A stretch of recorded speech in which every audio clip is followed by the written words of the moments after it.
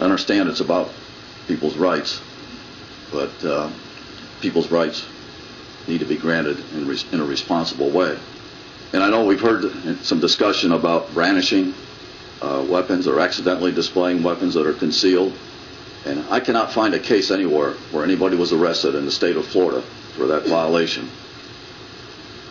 And perhaps it's just law enforcement using good common sense if they are confronted with such a situation or receive such a complaint.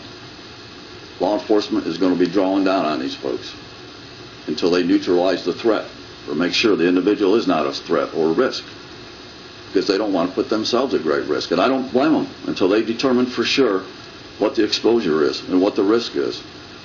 So that's a real concern that I have. And if this bill passes and if that occurs, I hope the public bears with us and understands law enforcement concerns. Because I'm confident. I don't want this to happen, but I'm confident it's going to happen, that law enforcement is going to start drawing their weapons and challenging these individuals, and something bad may very well happen. And I just ask that you take that in consideration if you are consider supporting this bill. Again, Florida Sheriff's Association is adamantly opposed to this legislation. Thank you for your attention.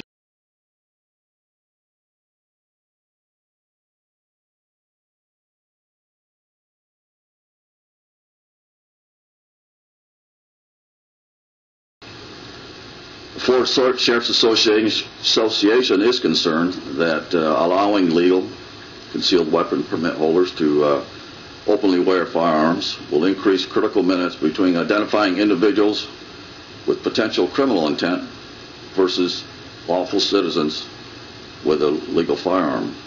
Criminals will be able to use this delay and uncertainty to their advantage. We have concerns what might happen at retail stores in public venues, particularly large public venues, as was previously described by the Hillsborough County Sheriff's Office.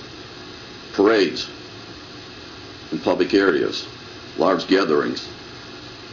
And I tell you what really concerns me is when law enforcement officers arrive to a scene or a call for service or disturbance or whatever, and they encounter somebody who, if this bill passes, is legally carrying, openly carrying a firearm, poses great challenges for law enforcement. And I will tell you that with all the other law enforcement shootings that we've been experiencing here for the last year or so, we just had 2 more last week or within this last week in other states, law enforcement is going to be on high alert.